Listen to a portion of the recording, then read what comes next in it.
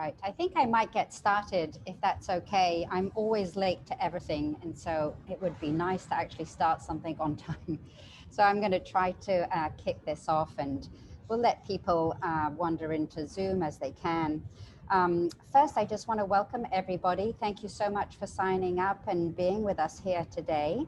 My name is Natalie Laidler-Kylander, and I'm a managing director at the Draper Richards Kaplan Foundation.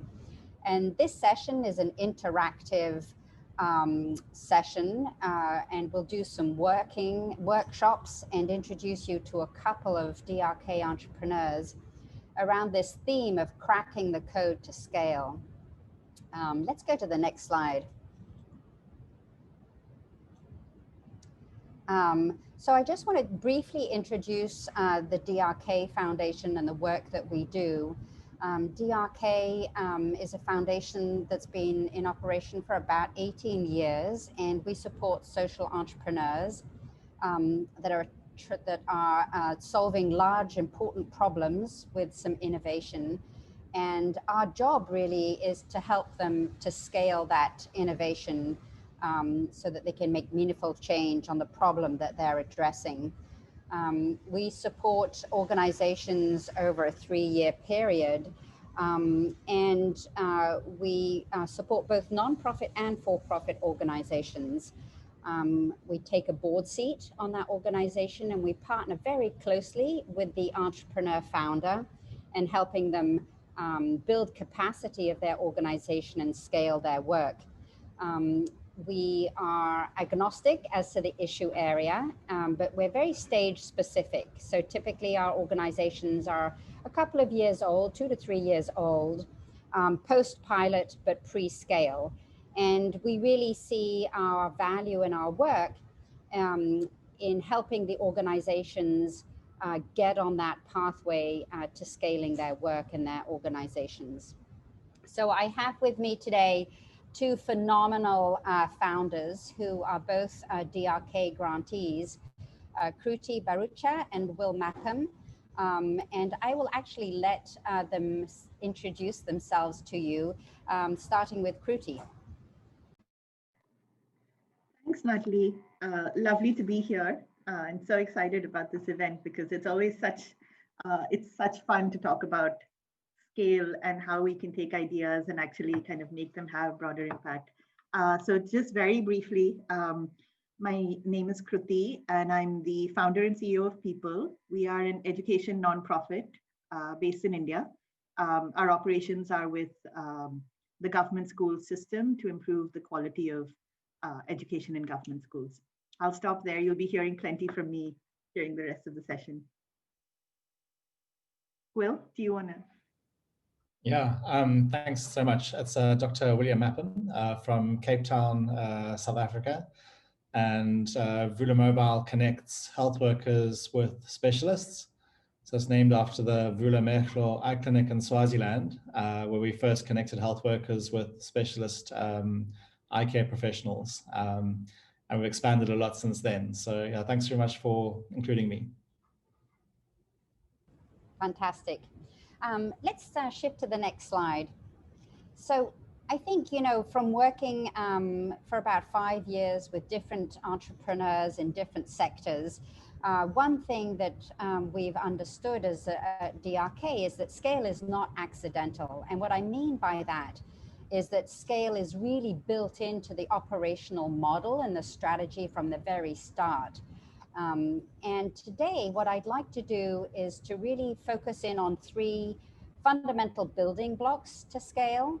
And what we'll do is we'll have each of the panelists talk a little bit about these 3 building blocks. And then we'll have an exercise for you to work on, really to try to apply, if you will, the concepts to your own organizations. So the 3 building blocks are the problem, the vision, and then the strategy. And often we encounter entrepreneurs who have developed really interesting solutions, but don't actually have a problem to apply that solution to. And so really the first place where we want to start the work is to better understand the problem that you're trying to solve. Because if you don't really understand the problem, you'll get into the situation where you're finding an approach that is not actually going to be able to solve the issue that you're hoping to work on. So let's go to the next slide. So there are lots of questions that we can ask ourselves to better understand the problem, but starting really with the size and the scope. How many people are affected? How complex is the problem? Who's involved in solving the problem? Other questions as you drill down and understand the problem is to understand what are the forces and factors that contribute to the problem or can mitigate the problem. It's important as you're developing developing a solution or developing your program to understand what has worked in the past, what has failed, and importantly, why a particular solution might have failed. And then really to abstract yourself and sort of define for yourself what is the specific aspect of the problem or piece of the problem that you're trying to solve. So that's a lot of questions to drill down, but essentially the key is to really try to understand the problem in its entirety, and then to abstract what piece of the problem you and your organization is going to strive to address. Let's go to the next slide. So now, if I can, I'd like to turn to Will and Kruti. And Will, let's start with you. How would you talk about, and how do you think about and talk about the problem that Vula is addressing?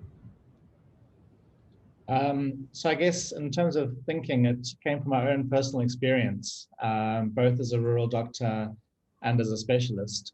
So to give you, I give kind of concrete examples. So when I was working as a rural health worker back in 2003 and 2004, I wrote a letter because a patient had come with an eye condition. I didn't know what it was.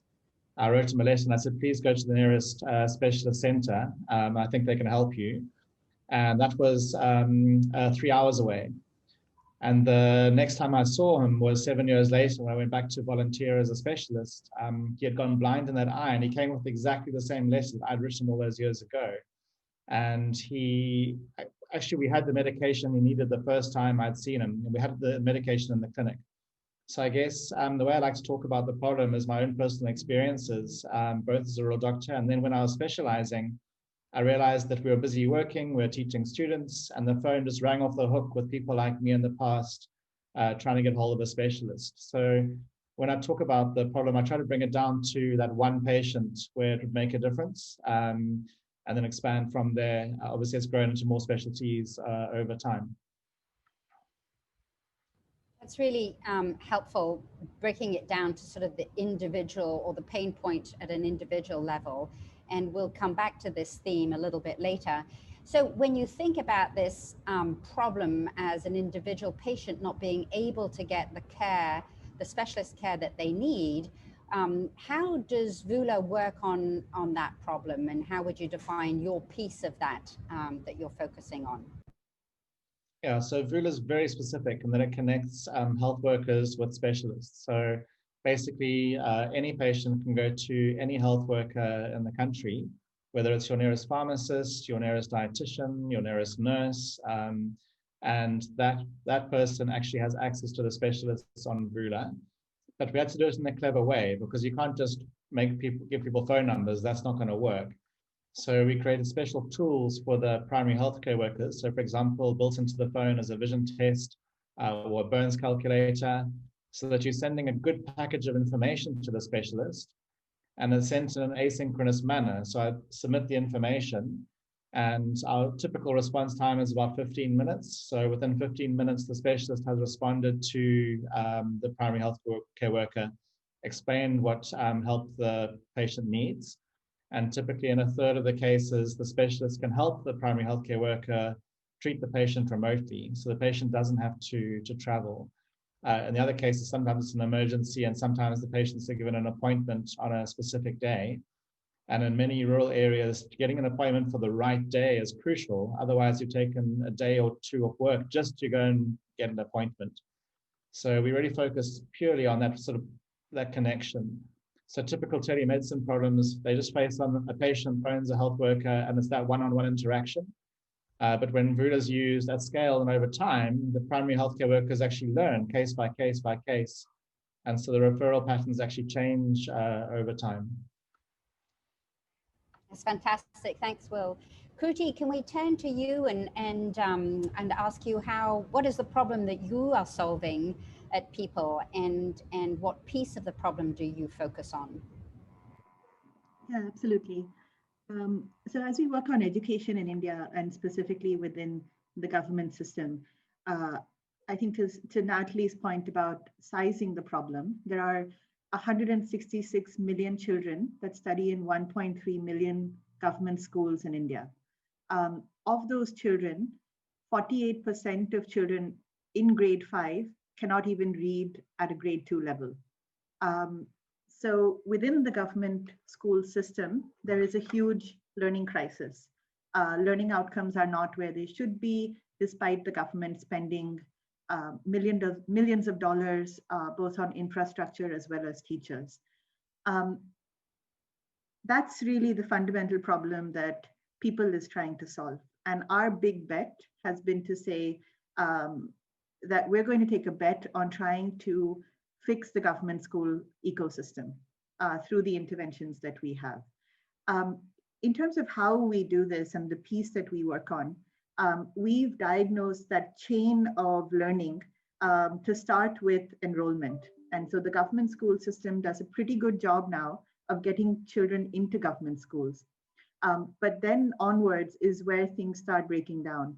So after enrollment, there is attendance. Attendance drops to about 60%. Then there is student engagement, and student engagement is quite poor and lacking in quality. And that then impacts the quality of student learning and attainment. So as we think about the 4 stages of the learning cycle for the child, which is enrollment, attendance, student engagement, and student learning, we are very focused on improving student engagement. And we think that by actually focusing on improving student engagement and teaching practices in the classroom, we are going to be able to make a fairly foundational shift in learning outcomes for government school systems. The way that we see that happening is to really center our work around the role of the teacher, to create more meaningful student-teacher interactions.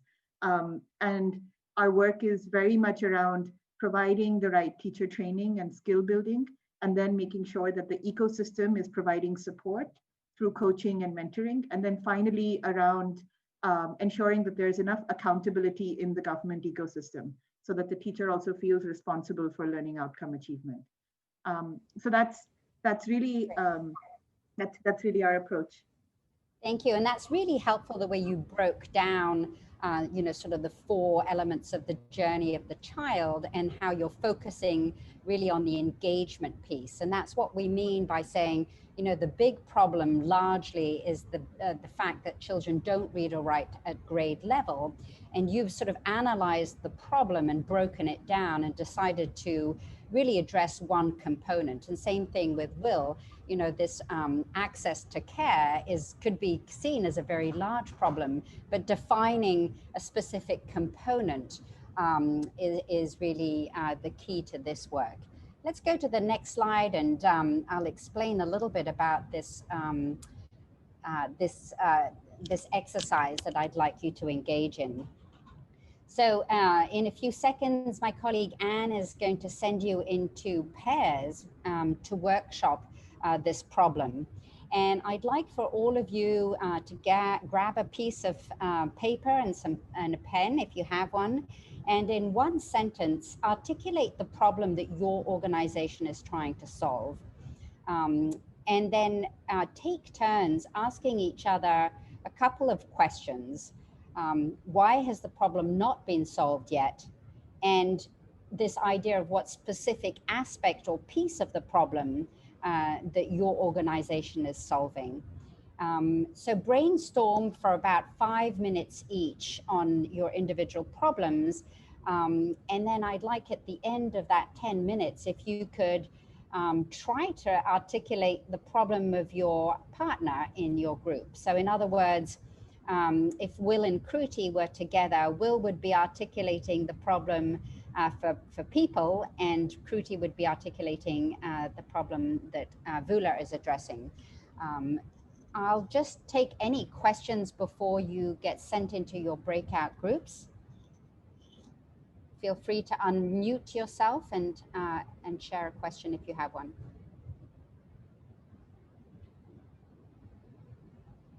Nope. Okay, great.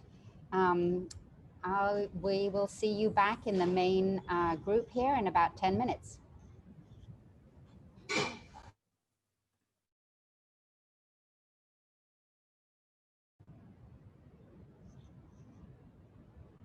And it looks like just 2 people are still waiting to be paired up. They just haven't accepted the breakout room yet. Oh, okay. Thank you so much for doing that. No worries. I was on a call earlier today, and it was turned into a very complex exercise trying to get people into breakout rooms. Yeah, well done. Than you want it to be. Very smooth. Yeah, thank you guys. That was awesome. That was really great and succinct.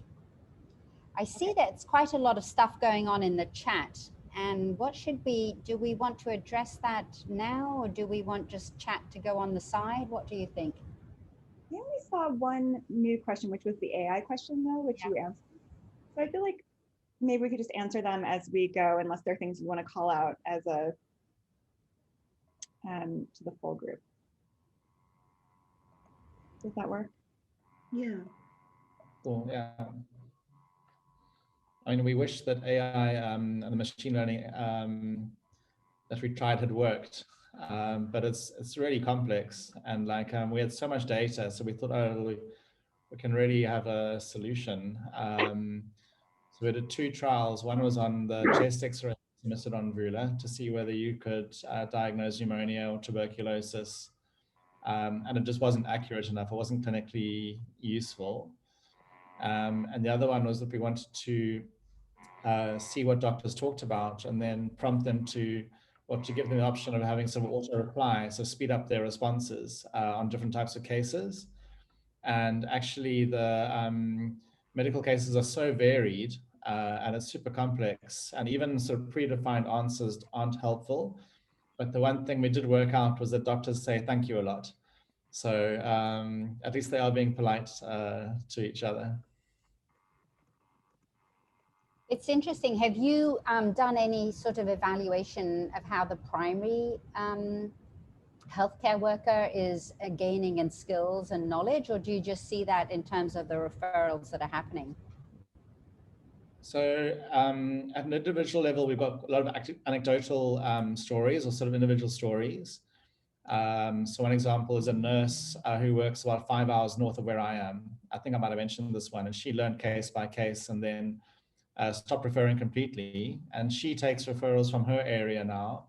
And then because there was so much data, they showed what type of eye clinic should be in that area. It's very rural. And so there's actually an eye clinic there now. It's better equipped than the equipment that I learned on. It's all new. It's incredible. We've also seen cases where one emergency medicine doctor would learn something, like a technique of how to treat a burn wound, and they then teach the other people in their clinic. So you actually see, if you teach one remotely, often you have a bigger effect if there's a team of people working together. And yeah, so we're looking at that. And they've also looked at the at guides training. So for example, 2 weeks ago, we ran a training for the emergency medicine doctors. And because we know exactly which questions they've been asking for the different specialties, we knew exactly what to teach them. So I think the referrals and medicine's like a living system. It's not like a static thing at all. And I think that makes it interesting, I think. A lot of it's very people-based. So there was a great burn specialist in a hospital in a township west of Pretoria. and it was running incredibly well. A lot of referrals coming in, a lot of people being managed. And that one person then left for a larger hospital, and now there's no system there. So I think you have to kind of learn as you go, and at least you can point out the problems, and sometimes you can be part of the solution. Yeah, what I'm fascinated by also is this role of smoothing out the system, making it efficient as well, because then you're sort of saving people time. And if it's easy to do, they're more likely to do it.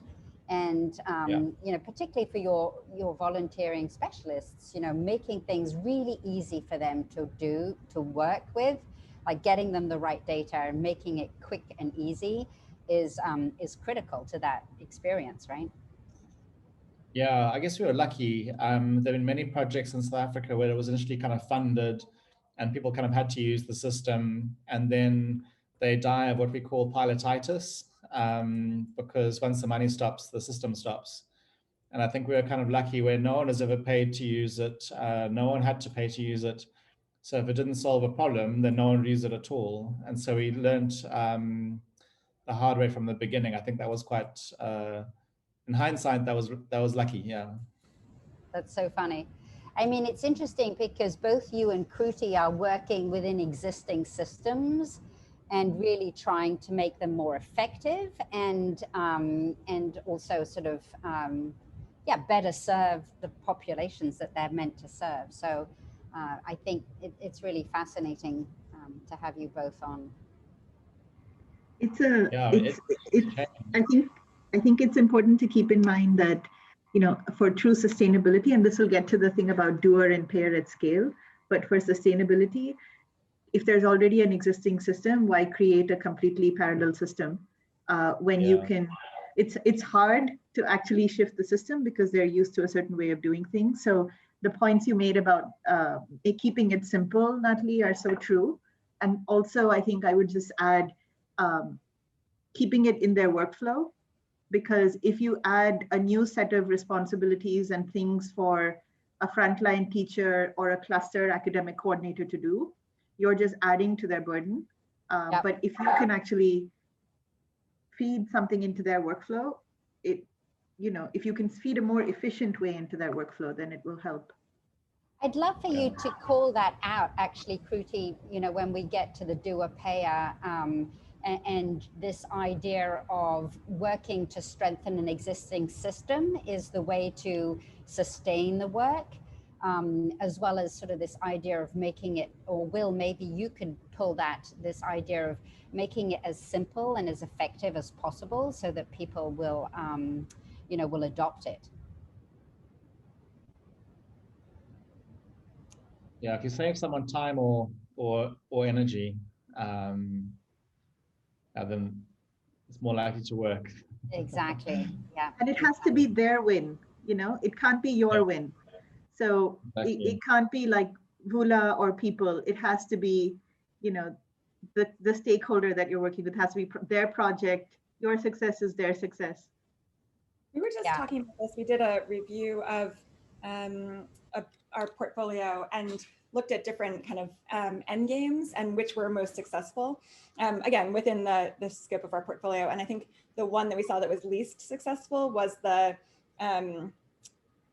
open source model, where it's just like, we'll do this great thing and then other people will hear about it and do it too. And it's like, that's never happened in real life, you know, like there's no, people want it to be their thing. They don't want to take your thing and if they weren't part of making it. So I think it's a really, you know, for me, that was an end game that I think a lot of people are attracted to, of like, oh, we'll show people that it works and then they'll do it, you know. And exactly. It doesn't play out very often, which makes sense when you dig into it, like your own experience of like, oh, well, I demonstrated that you could do it this way. And then people are like, I don't want to do it your way. I want to do it my way. Well, they have egos and then they're the government. And so, you know, so they, you know, I mean, it's, you know, they just, I mean, I think they want to kind of, and they have the machinery and they have the resources. So they want to believe that they can actually solve this themselves. That's my favorite quote. I'm writing it down right now. I don't even remember what I said. I think I just said they're the government. They have egos. They're the government. That's ringing a little too close to home here in the US right now. 2 weeks to go, 10 days to go. Yeah. And should we bring people back? What do you think? So they've got about 1 more minute. And what are the most successful models that have come out that you've found so far? I can, let me just close the breakout room. Later. Okay. Okay, so the breakout rooms will close in 60 seconds, so they have a minute to come back. The government, I'll tell you later. Okay, cool. Suspense. Kanini, were you in a breakout group? Yes, I was. I was with a lady called Stephanie Henderson.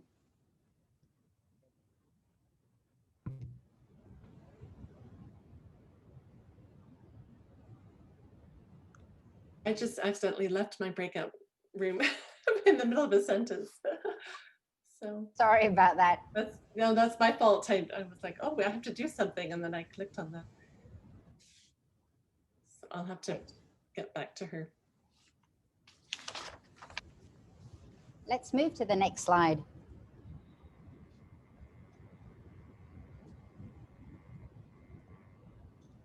And Anne, let me know when everybody's, if you can see them, if everybody's back.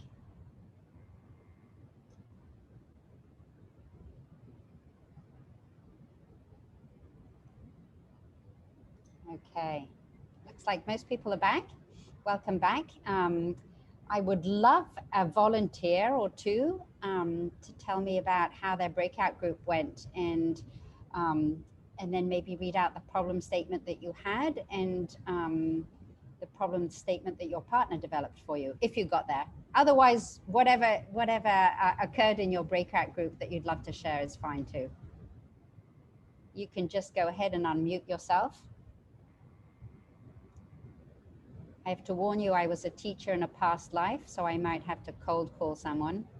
So Natalie, I'm happy to start. Lovely. So Sue Stevenson here from Barefoot College, and I was with Esther from Sawa in Kampala, Uganda. So we shared our challenges with each other. And so Esther's challenge is they are working on youth unemployment in the rural agricultural sector. And they're looking to provide skills in order to diversify the opportunities for employment for those people in those areas. That's it as succinctly as I could put it. I gather from what you just said that question 5, which I didn't take a screenshot of it, Esther did, and unfortunately wasn't able to read it. So that's pretty much as far as we got. And Esther needs to come in to tell you about one of our problem statements. I mean, we're very much a multifaceted organization, and we have probably 4 or 5. But I just took one of those in line with what we were doing. And what I would also like to tell you is that, very interestingly, primarily the area Esther works in is coffee farming. And one of the livelihoods that we have actually developed very successfully is coffee farming, not in Africa, but in Latin America and India. And she and I will continue that conversation. Anyway, Esther, would you like to jump in here?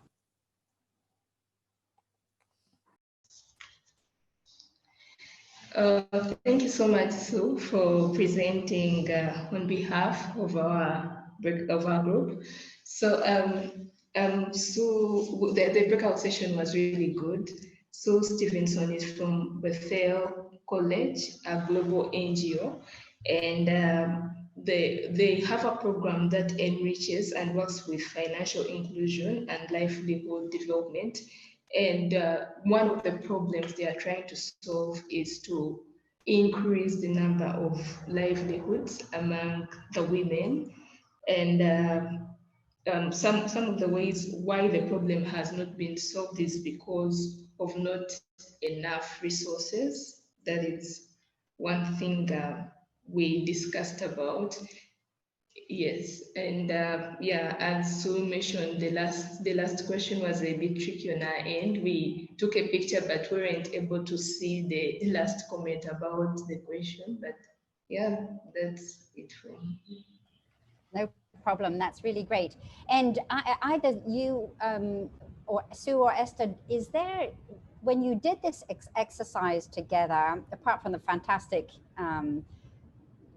result, which is hopefully you'll work together in the future, but what did it change the way you thought about the problem, or did it shift at all?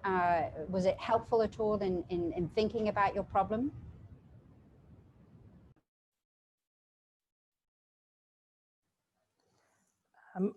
I think that it helped to focus the mind on the key elements. You know, if there's only one or two things you could fix, what would those be? Great, great. Yes. Yeah, Esther, go ahead. Yes, I think what also helped is to know the key areas to focus on, because the problem is wide, but there are very many key areas to look into.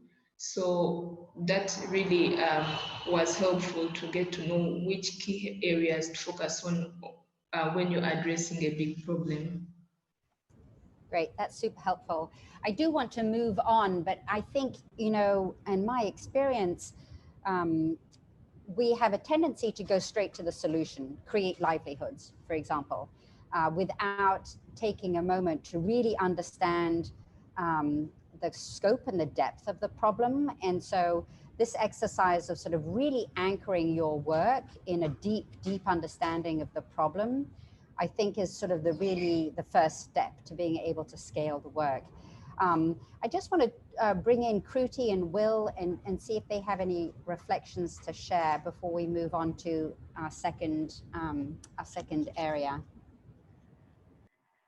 I mean, just one thing that I would say, just in kind of my personal experience as an entrepreneur and building an organization, I think it is extremely important to actually really, you know, tightly define the problem. And so even for us, you know, we've evolved our problem statement over the years, and we've kind of struggled with it, you know, because there are many things that are a problem in the education sector in India, especially as you're working with government schools. And in fact, it was, I think, the selection process of DRK Foundation, when we were kind of as part of the due diligence, I mean, one of the things that we really had to do as part of a leadership team was to really narrow down to the specific problem statement and then also the solution. And I think that it took us a while to land at something that was clear enough for folks to understand, but it was an invaluable exercise. And I think that's going to see us through for the next couple of years in terms of framing our problem the right way.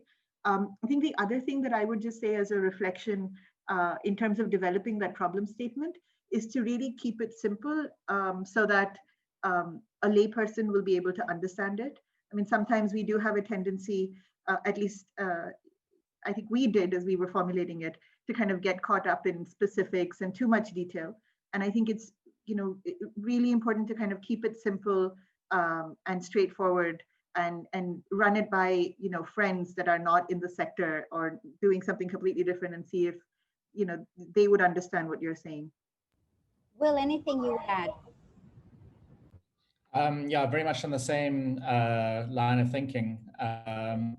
When Bill Rodriguez joined our board from DRK, he looked at what we were doing and then all the things I was talking about. And one of his quotes was, "You won't die of starvation, you're going to die of indigestion." And I think that you know, we were in the kind of almost like a trap of we had shown a bit of success, and everyone wanted us to do a whole range of things. And if we'd done that, we probably would have folded very, very quickly. So I think, like Kruti was saying, find that thing that you can focus on and do that one thing well, and learn how to say no very politely, and maintain relationships. Relationships are key, but it's hard sometimes to do because you might be turning down a contract that you think is big, but it's taking you off the direction that you wanted to go on. So I think those have been vital lessons for us. That's so helpful. So it's sort of as a wrap up to this discussion around problem, just understanding that as you learn more about the problem, and you can continue to define your problem statement and keep that problem statement as simple as possible so that you're really focused in addressing and moving the needle on that.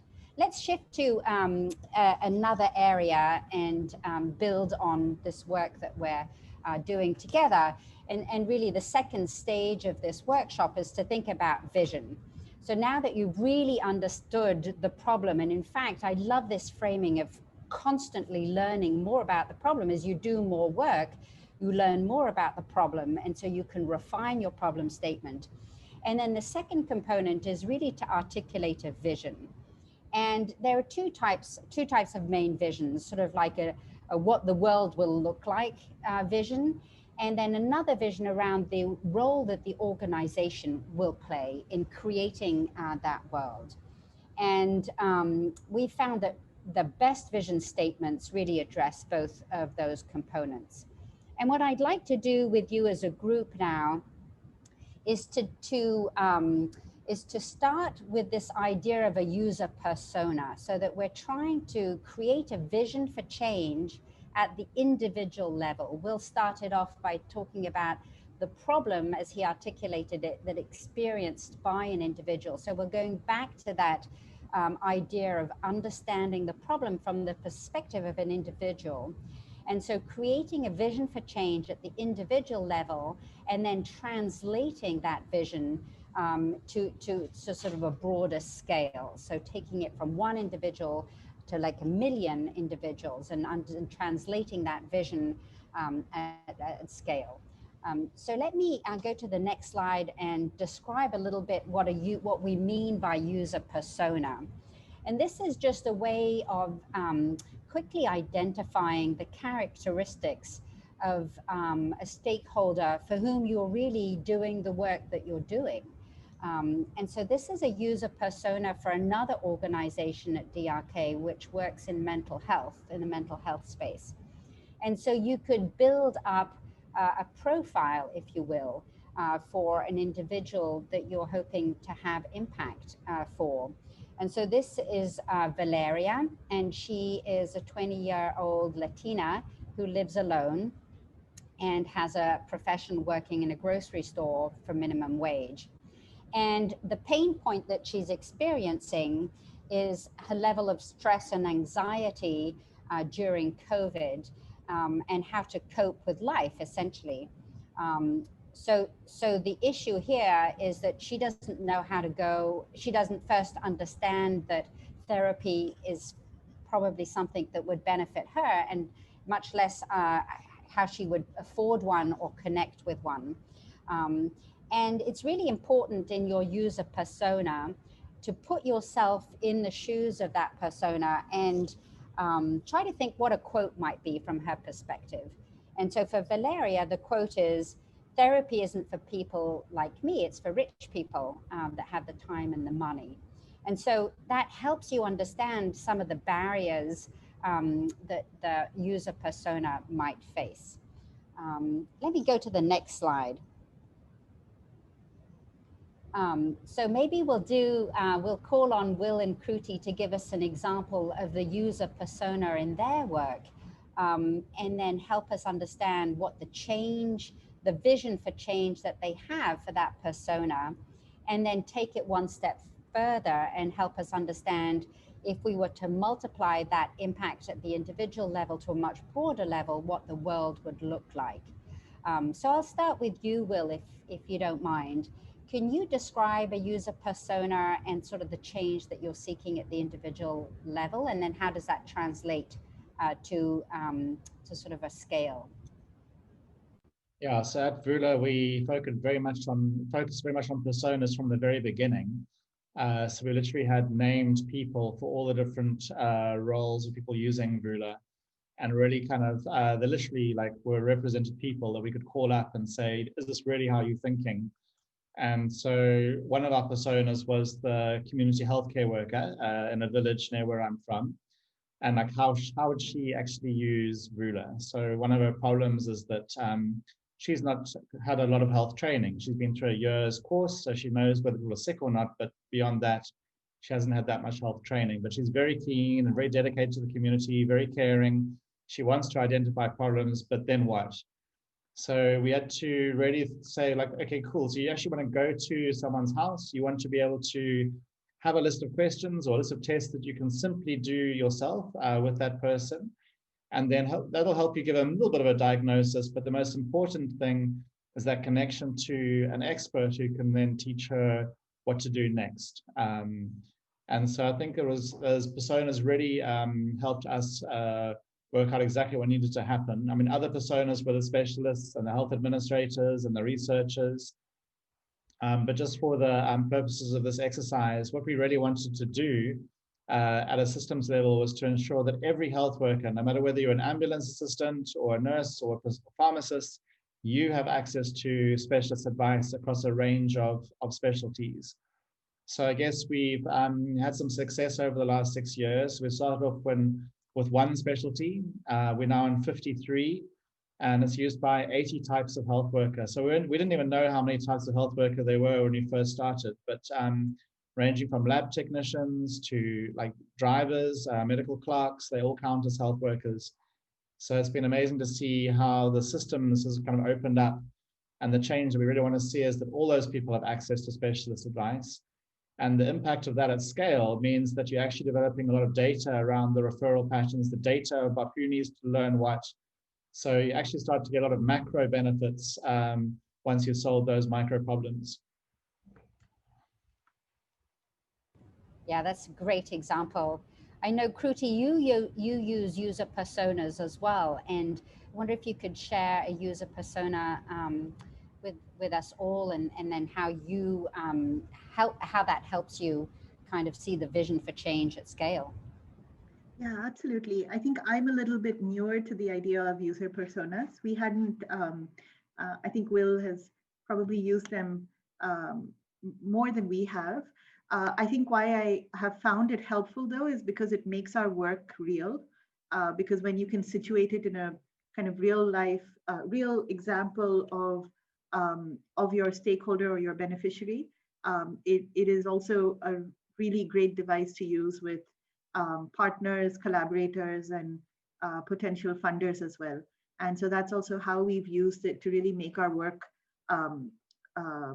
become real for folks. So for us, since we work in education and specifically on student engagement, the user persona we use is a teacher, and a teacher in the Indian government school system. And so here I'm talking about a teacher who's kind of mid-career, about 35 to 40 years old, working in a multi-grade classroom, does not receive much academic support, does have to provide a lot of administrative inputs to the headmaster or the cluster academic coordinator, is really using a lot of rote learning in the classroom. And the school inspector that comes and visits every now and then essentially asks for data on enrollment and attendance, and not really data around what's happening in the classroom or what they're innovating or learning outcomes. And so this teacher in a government classroom in one of India's largest states, let's say Madhya Pradesh, is actually probably likely to say, everybody in the system really measures all of my administrative outputs, but nobody really cares about what I'm doing in the classroom. And so if people don't really care about what I'm doing in the classroom, what's the incentive for me to try out new ways and innovate? Because actually chances are pretty high that somebody's going to ask me why I'm doing that and not doing things in the traditional way. And I think that person is also likely to say, well, I'm not getting anything back from the system in terms of training or support, and my principal and all of the academic officials that are above me keep asking me and putting more burden on me in terms of expectations and telling me that I'm not teaching my children, but I'm actually not getting any support to do my job better. And so the change that we want to bring about is to actually create a learning path for this teacher with regard to building of their capacity with regard to changes in teaching practice, helping them understand innovations and changes in teaching practice that are going to be critical to transforming learning outcomes for their children. And then also kind of showing them that path for what that learning journey could look like, which is beyond training. So what's the kind of mentoring and the coaching that the rest of the system should be providing to that teacher, so that they're not just holding that teacher accountable and inspecting them every now and then, but actually making sure that the mentoring and constant real-time coaching is also being provided. So for that individual teacher specifically, we want that teacher to feel that they are being invested in by the education ecosystem of the state government.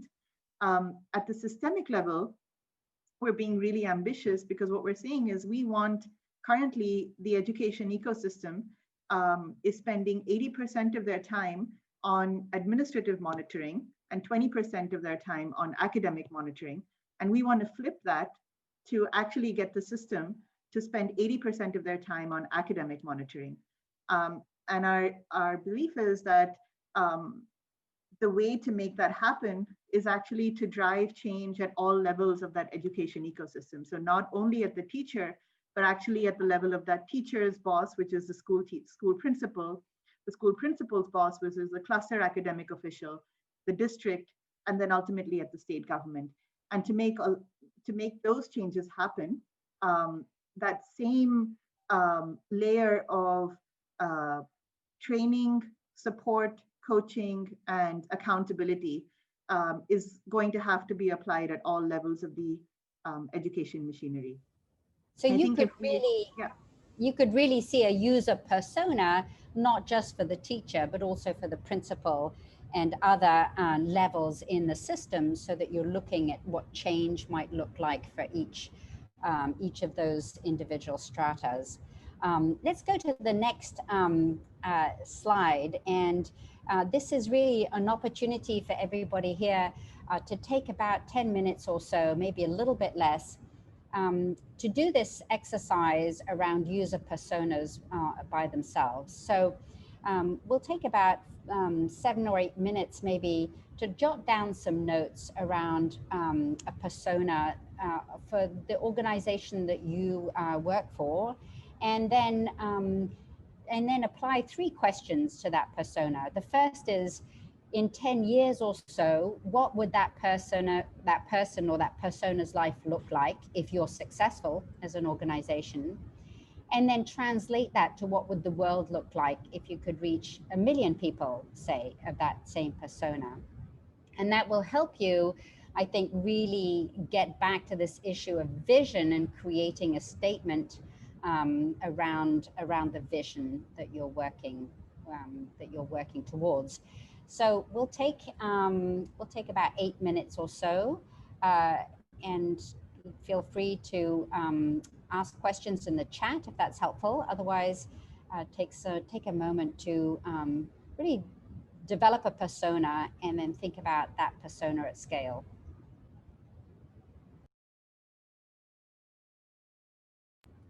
So I know a number of you are still working, so I apologize for interrupting you, but I'd love to go to the next slide and wrap up some reflections on this particular exercise.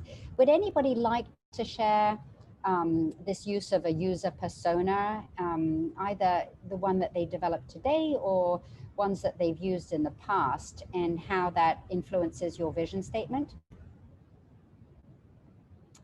Feel free to unmute.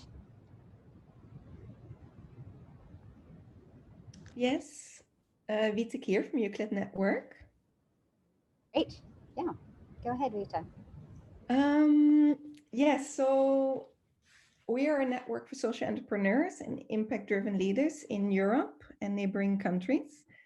So I took one of our members, we're a membership-driven organization, and one of our members is, for example, the national networks for social entrepreneurs in the different countries. So my persona is Anna, and Anna is in the leadership team of the National Network for Social Entrepreneurs. And if you look at Anna on a daily basis, she's just trying to help all the entrepreneurs in her country, could be, for example, Germany, to be more successful and to actually achieve their dream of making this world a better place and to reach the SDGs. So her pain point is actually that she continuously finds that in certain sectors or in certain growth stages, entrepreneurs are not succeeding to get either the talent that they need to further develop their business, or they cannot find the financing, or they actually see with internationalization, the regulations or fiscal policies that are really making their work very difficult and bringing on barriers for that entrepreneur that actually also could not be there. So if you think of a quote, Anna is thinking, why can all these different entities who create this ecosystem for these entrepreneurs not work better together and not just develop each their own different set of ideas? Why is it so hard to let these people or even the individual investors or policymakers create that proper environment?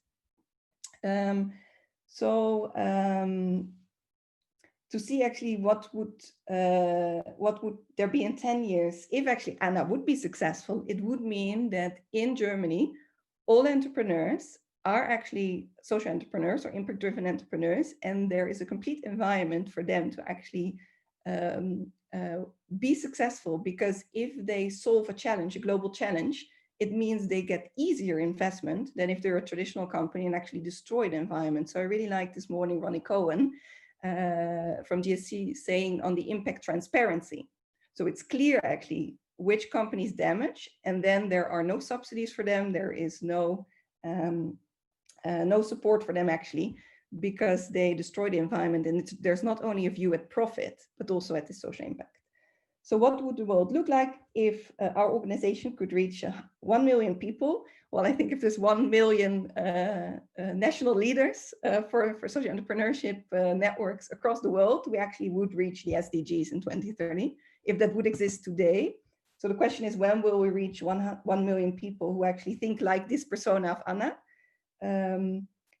Yeah, we will accelerate at least reaching the SDGs. It depends on when we will get 1 million people to think and be able to act that way. And based then on a one-sentence description of the vision for our organization, it would be that social entrepreneurship and social investing and social innovation would have paved the way to a more equitable, sustainable, and inclusive world in line with the SDGs. Wow, that's great. You did that all in like 5 minutes. I'm super impressed. That's a fantastic example, I think. You know, one thing that strikes me is how using a persona or developing a persona helps you understand what are the change levers that you can really pull on to achieve success. So I think that's one thing that I take away from your example.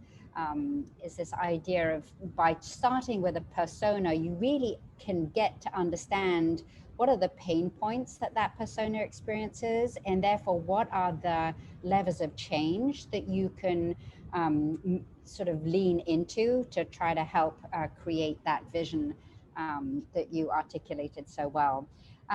Will and Kruti, do you have any other sort of observations as we wrap up the vision piece here? Nothing additional. I think there's one. There's something that one of our funders mentioned to us, which is try to keep your vision statement to 8 words or less. And it's really hard to do that. But if you can do that, then you know you're keeping it simple enough. It's really hard to do that.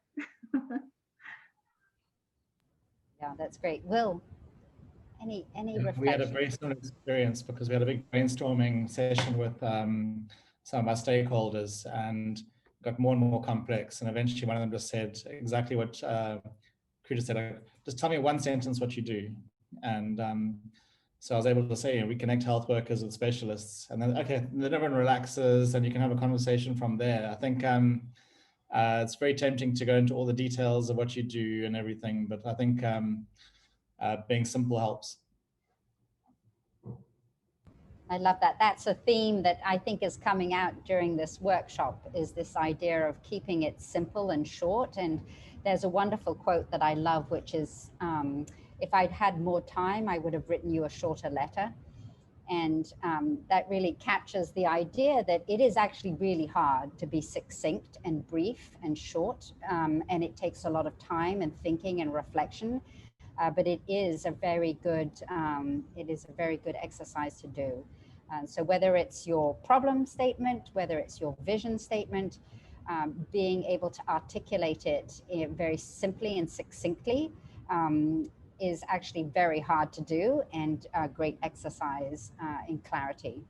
So we'll shift now to sort of the third part that I wanted to work with you. And this is really the idea of strategy. So if you have this clarity of understanding the problem, and particularly the piece of the problem that you're working on, and then you've articulated a vision around both the change at an individual level, but how that translates at scale, you're then faced with the task of figuring out how to get there, right? How do you get from the problem that currently is to the vision that you've articulated, and what is the trajectory that you can take to achieve that? And I guess what I'd like to do is introduce you to two frameworks that I think are very helpful. And then we'll send you into one of two breakouts, one led by Will and one led by Kruti, to really understand and maybe talk a little bit about these two frameworks that we're sharing and how that might apply to your organization. And really what we're trying to do here is to kind of set a goal in the future, because one of the most difficult things is that if you don't know what you're trying to accomplish, if you don't know where you're going, all roads will take you there, right? If you don't have clarity on what it is that you're trying to accomplish, any strategy will get you there. So that's really the idea behind this, this aspect. Let's go to the next slide. So the idea of the end game was really articulated a couple of years ago by Gukolev and Stern in an SSIR article that you can readily access. And it really talks about 6 major end games for social entrepreneurs driving impact. And it's really a spectrum going from one strategy or one end game being open source, which is to say make everything available to everybody and maybe serve as an example for others, all the way to the opposite extreme, which is building a big and strong organization that has sustainable funding and scaling that organization to drive the change that you're seeking. And in between, there are a couple of other end games, including mission achievement, which I've been working in the nonprofit space for 30 years now, and I can count probably on one hand the number of organizations that have achieved their mission, closed their doors and folded up their work. So mission achievement is always what we're trying to do, but it's actually very rare. I think the March of Dimes or particular diseases being solved, that a couple of examples there. And then there are 3 other end games, which you'll see quite often: replication, government adoption, and then commercial adoption. And replication is really the idea of creating a program that others can adopt and deliver on your behalf. And the commercial adoption is really the for-profit route to solving for a market failure that is self-generating in terms of both revenues and profits. And then government adoption is the idea that you are building the capacity of the existing infrastructure to deliver the program and be the main vehicle for the program that you're developing. So those are the end games.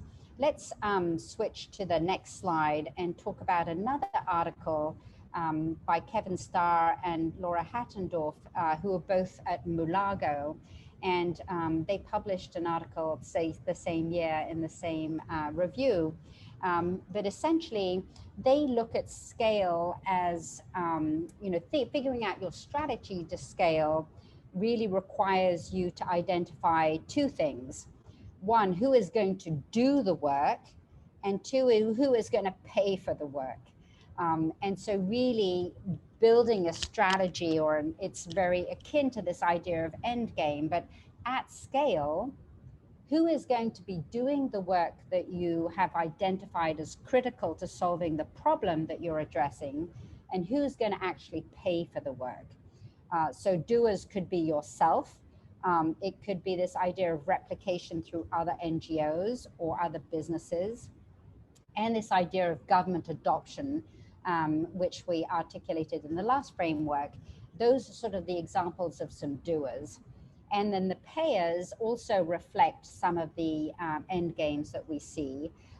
If it's a for-profit entity, maybe you're generating the payer as the customer buying the product or the service. In the case of government, it's going to be taxes. In the case of NGOs, it could be big aid, multilateral or bilateral organizations. And for the nonprofit sector, very often we rely on a philanthropy, whether it's large philanthropic donors or small donors. And so those are sort of some parameters around both doers and payers, and identifying at scale, again, at scale, who is going to be doing the work and who's going to be paying for the work is going to help you define your strategy and most important, how to get there. So I know there may be some questions, but both Will and Kruti, as well as Anne and myself, will be joining some breakout rooms. And I think if we take a few minutes at the very beginning of those two breakout rooms to address any questions you might have, and then I'd love to have a discussion, let's go to the next slide, around, for your organization, try to sort of have a discussion around what do you think is your end game? And if you have sort of clarity on what your end game is, what are the factors that are critical to make sure that that end game works? And what makes the most sense for you? And I would say here, although we can dive into in our breakout rooms, but I would say that you don't have to have just one end game, right? These are not mutually exclusive. You might in fact be able to work in parallel on a couple of end games, or you might have two payers for a single doer. So these are not mutually exclusive necessarily, but they're interesting frameworks to help us think at scale, again, starting with scale, what might be a useful end game and what might be the doer and the payer in each of those situations. So let's break out into our two groups and we'll continue the conversation there.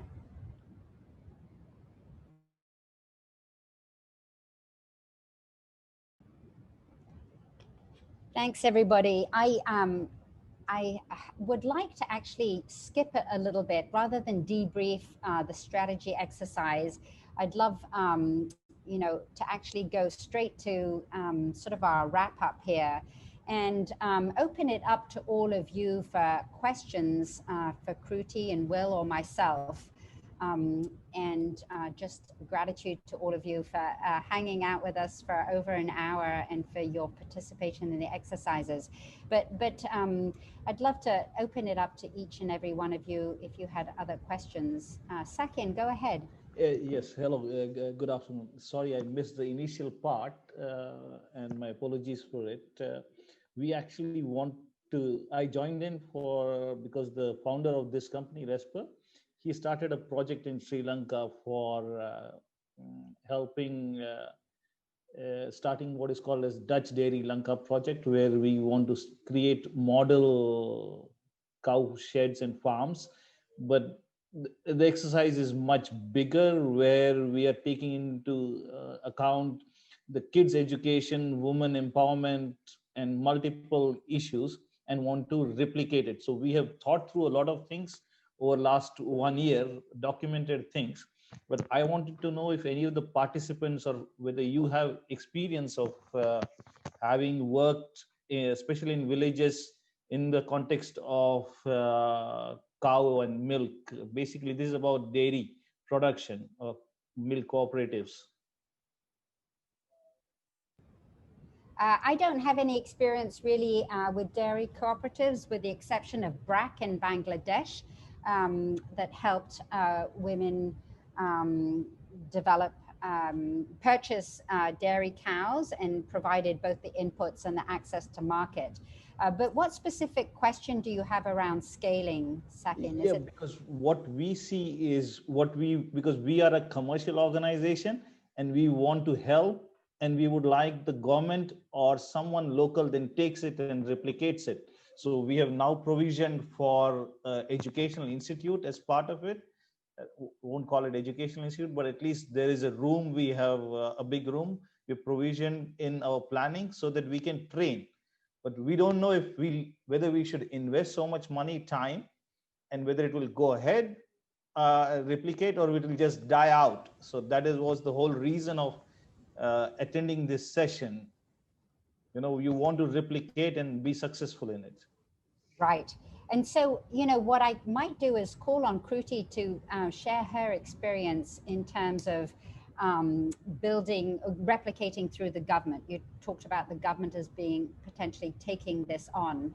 And Kruti in her work is really working with the government infrastructure to help them adopt a new way of training teachers to move the needle forwards in terms of learning outcomes for children.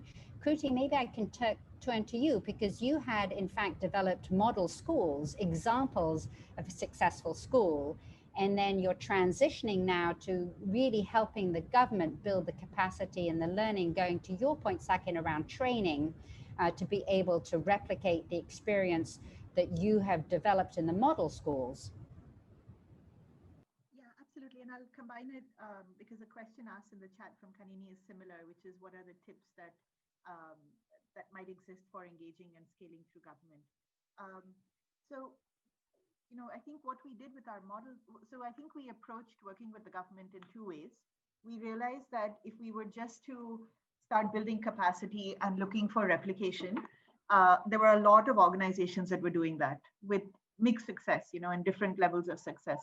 And so first of all, kind of number of organizations that are taking a bet with the government is somewhat limited in terms of using the government to scale. And then second, many organizations immediately run towards capability building or telling the government how to do certain things, as opposed to it being a co-created process. So what we tried to do in our first step was to actually differentiate between the building a belief around what is possible and what needs to be done, and then the how does it need to be done. So our model schools actually gave us the credibility with the government to say, these guys are not just coming in and telling us that they want to build capacity or, partner with us, but they've actually done this work themselves. And so building belief around what is possible and showing the excellence that we are trying to get to went a long way in terms of building credibility. So Sachin, that might be something that you could consider in terms of developing models to actually build that credibility so that the government then takes a bet with you, because there are so many organizations going to the government saying we want to scale. And then when it came to the how to, I think there, what I would say is a couple of things in terms of tips. One is to co-create with the government as much as possible. So it should not be kind of coming up with a solution and then going to them. And the second I would say is that, it should always be the government's program and not the organization's program. So the more that you can build government ownership around the program, the more sustainable it will be. Yeah, so we did, the point is the government does want to do that kind of a program. So we did interact, but what you said, brave and necessary part, right? We still repent being brave, because we now finally decided to put more private money than the government engagement. You see, it doesn't really work as fast, and it's very challenging. I don't know, of course you need patience. Yeah, yeah. Any other questions for Will or Kruti? There was a question earlier about for Will about AI and how it, you know, a lot of companies or organizations look to scale through technology, and so wanted to hear your take on AI and how that's worked for you. Great. We got super excited because we've got so much data. Tomorrow we'll have our 333,333rd patient go through the system. And so we really thought that we're in a good position to use machine learning and AI. And we tried 2 experiments. One was looking at chest x-rays to see whether we could speed up the diagnosis of things like tuberculosis, which are very common in our area. And disappointingly, it was not clinically significant. Like, we couldn't give the doctors a tool that actually made a difference, because it's so difficult to differentiate from old TB, from new TB, from a recent infection, old scarring from something else. So we didn't have any success there. And the other one we tried is we looked at all the conversations between the doctors and the nurses and all the different types of health workers to see, are there common threads that we can pull out? Kind of like when you send an email, it gives you a prompt, like, do you want to say you're welcome or thank you or whatever it is. So we wanted to say, can we say, yes, send the patient or do this particular procedure? And again, we found that it was too complex. And so even if you gave a percentage likelihood, it wasn't actually helpful. So you don't give someone a third of a cesarean section or a third of the medication for tuberculosis. That's not how we work. At the end of the day, it's a binary decision. And we weren't able to create tools that were actually helpful. So although I think the tech is really sexy and has a lot of potential still, we're going to wait a while before we try again. One thing we did find out, that one of the most common threads was that the doctors said thank you to each other. So the good news is that they're becoming increasingly polite. And just that kind of collegial communication actually makes a difference as well. It's not all about diagnosis, also about relationships between people. I mean, it's interesting because AI seems to be the answer to everything, but in reality, it's a lot more complex than that. And we often see tech solutions which are in search of a problem, as I said before, and it's really much, I think, better in the social space to start with the problem and then see what is the adequate solution. And then hopefully at some point, AI might be a valuable tool as well. So let's sort of go to our wrap-up slide. I want to really thank both Kruti and Will for all of their wonderful insights and for all of you for participating. And I guess I just leave you with this sort of final thought that cracking this code to scale really requires some thoughtful consideration of the problem, the vision, and the strategy before you scale. Scale is not an accidental occurrence. It's really built into the work from the very beginning, and it requires some really deep thinking about the piece of the problem that you're going to address and where you're going. What is the goal for you at scale? And who's the payer, who's the doer? What is a framework that you can use to work towards true impact at scale for the problem that you are working on.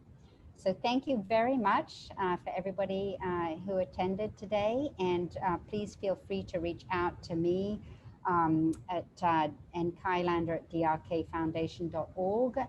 We're happy to make these slides available, share some links to the articles that we talked about, and I just want to leave you with the notion that scale is very difficult. It's hard work, to Sakin's point.